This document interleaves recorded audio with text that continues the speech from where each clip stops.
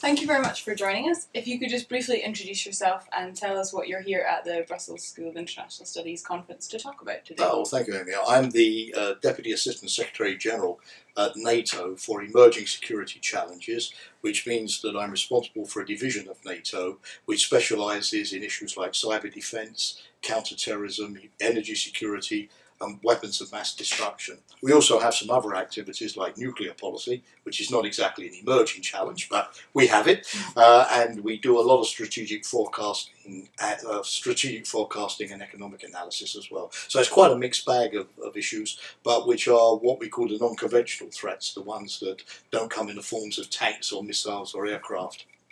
Great. And what is the panel that you're here to speak on today at the conference? Today I think it's counter-terrorism, particularly related to state building and the lessons learned from being involved in this, particularly since the attacks against the United States on 9/11, and particularly at a time, obviously, when, as you can see, the Trump administration in the United States is once again very much putting the focus on defeating ISIL and countering terrorism. But of course, if we're going to have a new effort on all of this, it's important that we don't make the same mistakes that we've made before, when we use our resources more wisely. And instead of simply killing terrorists, we obviously also need to defeat terrorism. Otherwise, we will never be much farther forward. So I think today, hopefully, the panel will be a good interchange between myself as an official and some of the colleagues who come from the academic and think tank environment as to where we think we are and where we think we're going in the future. Okay. So to that end, there's been a lot of discussion recently, especially following the attacks in Belgium and in France, about how there's sort of a flaw in intelligence sharing and cooperation in terms of counter-terrorism. So why do you think that these shortcomings are presenting themselves at the moment? Well, I think the first thing is that the problem now is really on a very major scale compared with where we were 20 or 30 years ago. For example, when my country, the UK, was looking at the IRA back in the 1970s or the 1980s, we had an intelligence service which was keeping tabs on about 250 individuals. Now we have thousands of individuals that are potentially on watch lists, having been in Syria or Iraq, having been radicalised, having been in prison, for example, having been in relation with some of these groups. And it takes 36 members of any intelligence service to monitor on a 24-hour, 7-day-a-week basis one particular individual. For example, the French have said recently that they're tracking about 10,000 people at any one time, and our intelligence services have not increased by 100 times to take account of the much larger number of people coming and going in this world of globalization and migration and so on that you need to potentially look at. So I think that's the first point. You do see now here in Belgium, for example, after the Brussels attacks last year, an increase in police and increase in intelligence services. But it's one thing to recruit somebody, and it's another thing to turn that person into a highly trained, highly skilled, experienced intelligence officer. It takes a long time. So I think that's one aspect. I think the second aspect is that intelligence services, by definition, are reluctant to share information. The culture is preserve your secrets. Make sure that you absolutely trust the other country or the other service before you share information. Share information on the basis of quid pro quo. If you give me something, I'll give you something.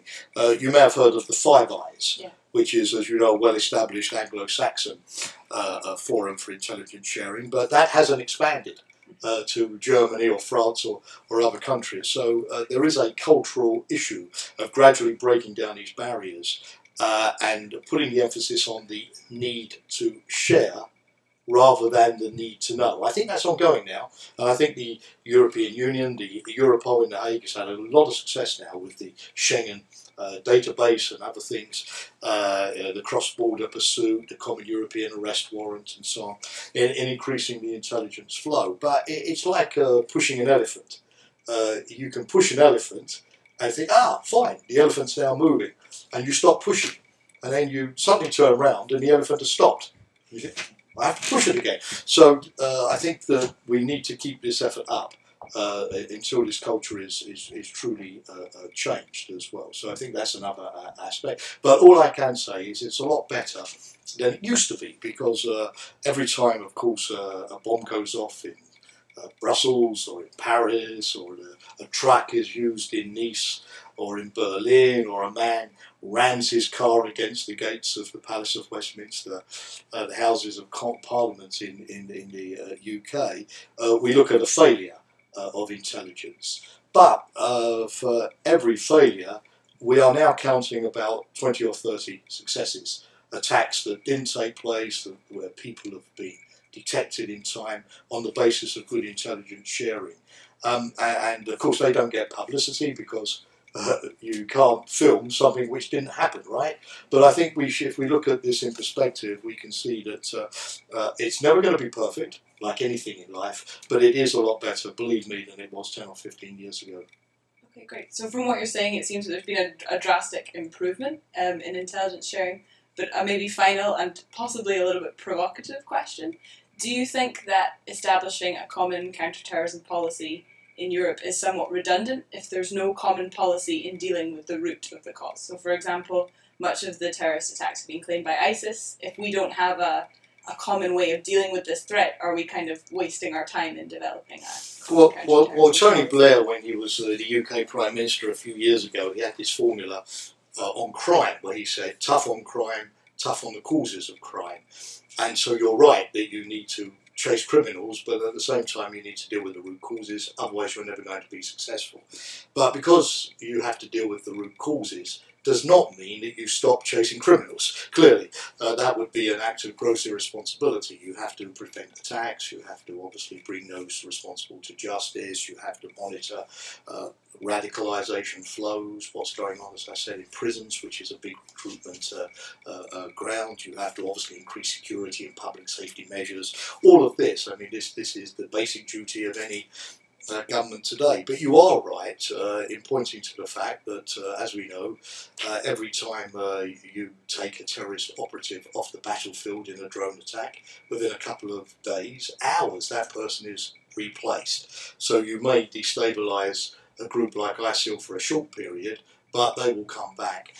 I was speaking the other day to a US general who said, Jamie, give me an afternoon with no restraints and I could eliminate all of the operatives in ISIL in Syria and Iraq. But he very wisely said, if we don't have a long-term strategy, it's no good, because in 6 months' time, all of these people would be back. And sometimes the younger generation can be less known and even more radical than the older generation.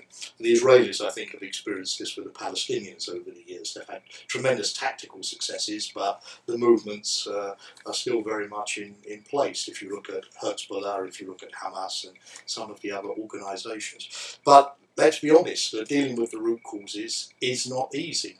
We still don't have a really good understanding of why people become radicalised.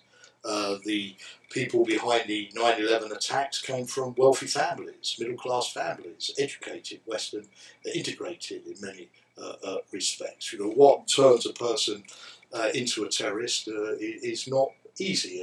My old boss at NATO, Javier Solana, used to say, you know, a person is not born a terrorist, he or she becomes a terrorist. So we still don't have, I don't think, a perfect understanding of that kind of mechanism, and therefore have to deal with it.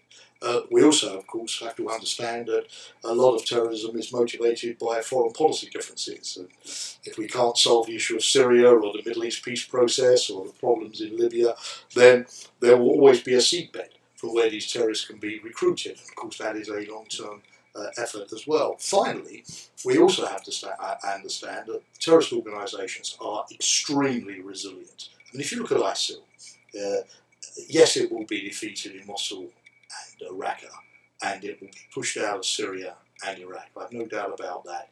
But it already has bases in 19 other countries. We've seen that it can relocate almost overnight to Nigeria with Boko Haram, to Somalia with Al-Shabaab, in Libya, where ISIS was in Sirte on the coast for a long period. It's now turning up in Pakistan and in Afghanistan as well. It can relocate as an organised criminal network, which is what's happening at the moment. It can become a virtual propaganda organisation. In other words, it can exist purely in virtual reality without having any operatives on the ground any longer. It can rebrand itself as a charitable, a humanitarian organisation. It's very adaptable to the climate in which it operates. So I don't think we should have any illusions that even if we believe that in a physical sense we've defeated a terrorist organisation, that because of the ideology, because of the internet, because of the large network, it can't re-emerge in some other form. ISIL is not the first generation of ISIL. It is the third generation that's come out of the war in Iraq after 2003. So if you like, I think that we probably cannot sort of proclaim ever mission accomplished. We just have to try to make this as containable, as manageable as we possibly can. But until we find out more about what motivates people to become terrorists, and until we look at what kind of international order would make the terrorist ideology less attractive to obviously thousands, a lot of people, this is going to be a problem that I'm afraid we're, as I say, is going to be on our radar screens. Well, thank you so much for your time and your insight, and we will let you get away to share all this information with the panel. So thank you. Thank you for the opportunity. Thank you very much. Thank you. Thank you.